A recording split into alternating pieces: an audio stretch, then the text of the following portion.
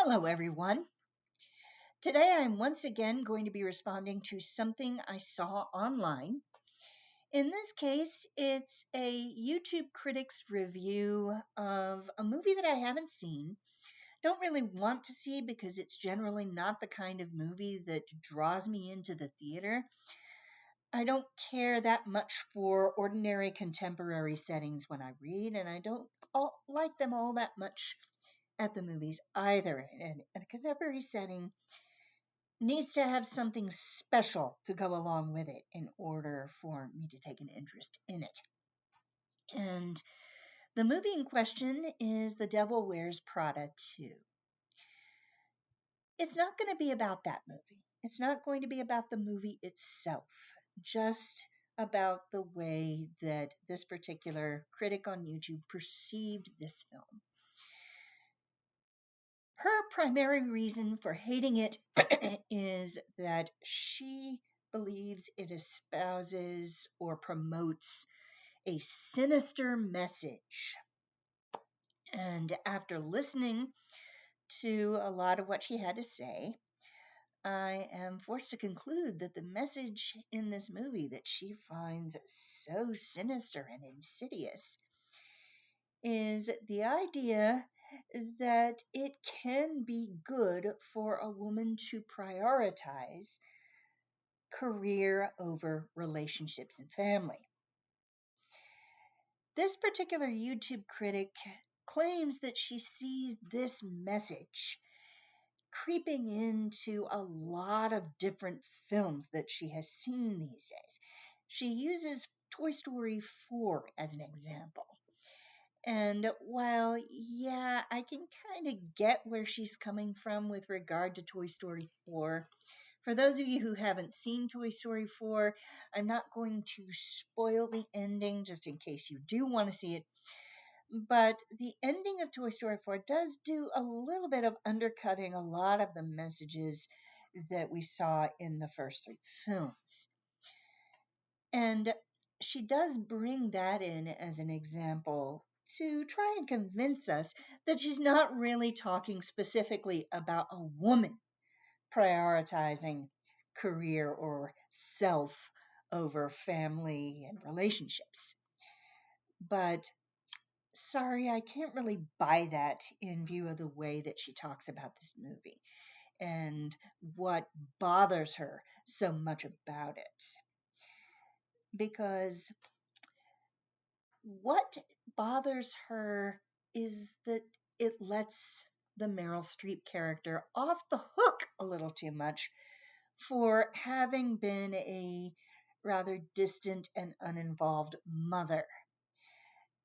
When in one particular scene, she's talking to the Anne Hathaway character about how she wasn't always there for her kids. She didn't invest as much in her marriage and in her relationships, and that she regrets that.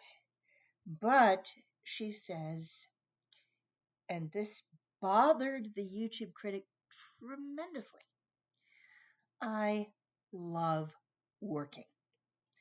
I love to work, and I think you do too. She's talking to the Anne Hathaway character. I love to work, and I think you do too. And the movie doesn't judge her harshly for this, and that's what the YouTuber can't forgive, is that somehow she, quote, gets away with being an uninvolved mother, and she ought to be shamed for that kind of thing. As for whether or not this kind of insidious, sinister message is infecting a lot of film and television, I don't see it as much as this critic seems to. Yeah, there's a little bit of that in Toy Story 4, but most of the time, when you've got a tension between career and family and career and relationships, most of the time the movies and television I've seen tend to come down on the side of a balance. That yes, you it's good to love your career. It's good to be invested in your work because after all, who wants to be the person who goes to a job day after day that you hate and you spend all this time doing things you hate in order to earn a paycheck so that you can come home to your family in the evening. Who wants to be that person? I don't want to be that person. I'm not that person. I don't know anyone who would aspire to be such a person. And yet, on the other hand, family matters and relationships matter. And we need to cultivate those. We need to cultivate both the drives within our personalities, the drive toward autonomy and toward connection. They're both part of our makeup. And we, ideally, I think for a lot of our lives, are working toward a kind of balance between the two. But still, I have questions. For one thing, this particular YouTube critic talks about the Anne Hathaway character learning to prioritize climbing the corporate ladder, that she seems to harp a lot on the fact that she has a corporate job in the corporate world. And let's face it, corporate jobs for this kind of thing, for this kind of critic, are a pretty easy target because when we think about the corporate world and we think about corporate jobs, we think in terms of somebody who wheels and deals with the primary object of earning lots and lots and lots of money. That you don't go to a corporate job to be spiritually or intellectually or emotionally fulfilled in any way. You just go to a corporate job to make pots and pots of money.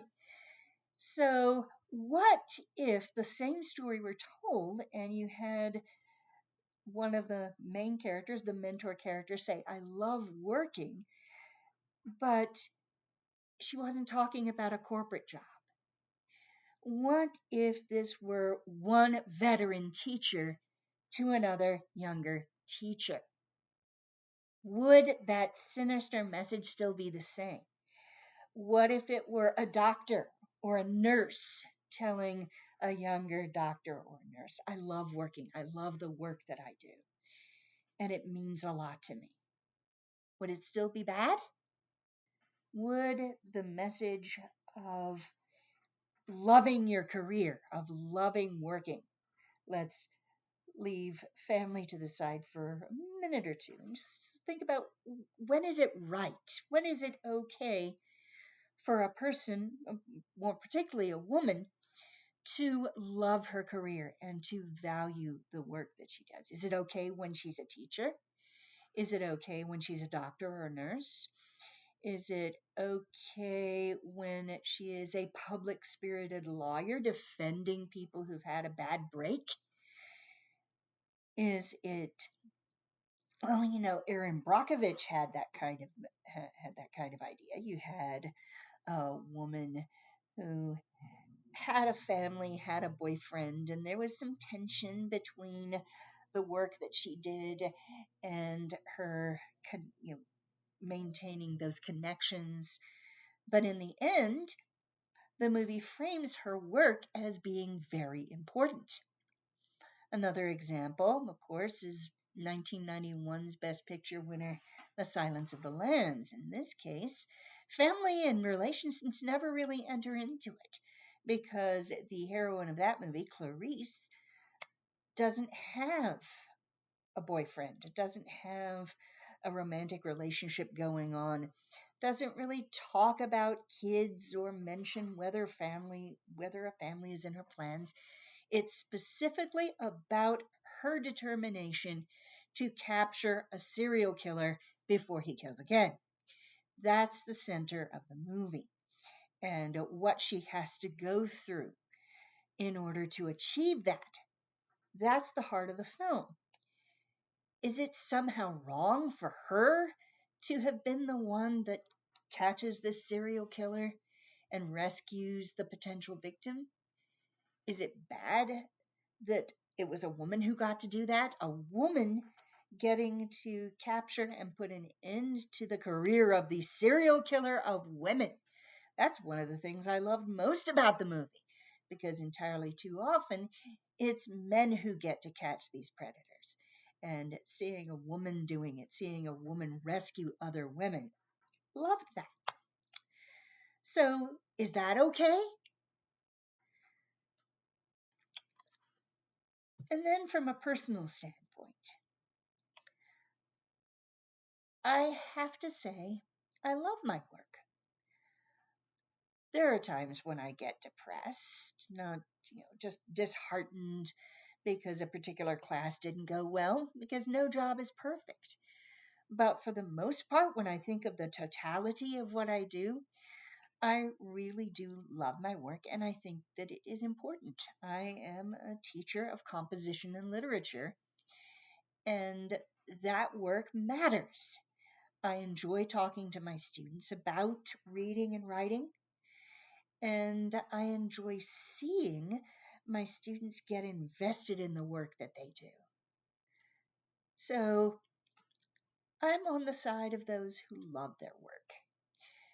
I do believe it is important for a person to maintain relationships in their life, that we should look out for one another, that we should be generous with one another insofar as we are able. We should share what we have with those who are close to us. And of course, the most valuable resource we can share with those who are close to us is our time. But the fact is, I wouldn't be me without my work. I wouldn't be me without my teaching, and I wouldn't really be me without my writing. And thankfully, I have a husband who knows this and understands this and values this in me. So that makes it a lot easier for me to achieve that work-life balance, because I'm lucky enough to be married to somebody who does not see my career as a threat or a rival. So when I hear someone talk about the insidiousness of the message that, oh God, a person loves to work, well, I take it a little bit personally because that is me. I'm not in a corporate job. I would never want to be in a corporate job. That kind of career doesn't interest me. But I love what I do. And I love that the people I love appreciate that I love what I do. So think about that. What's really needed is a balance. What is not needed is the kind of sacrifice that she talks about, where basically, and she doesn't talk about fulfillment in terms of finding a traditional path fulfilling. Instead, she uses the language of duty and responsibility, that we owe it to ourselves and to the world and to the society and to the people around us to follow a certain path, to have a certain outlook, and that any desire we have for ourselves, anything for ourselves that we might want to do, that should be the least of our priorities. That should totally come last in any and all situations. And this really is where I part company with this particular YouTube critic, because I don't believe that the path to happiness is found in putting ourselves last. And yes, I believe that happiness, personal happiness and fulfillment is important. I do not think that you find that by neglecting either the drive for autonomy or the drive for connection. Balance is key. That's what I have to say to this particular YouTube critic. And next time, I will respond to something else. Please like and subscribe if you enjoyed this, and I'll see you next time.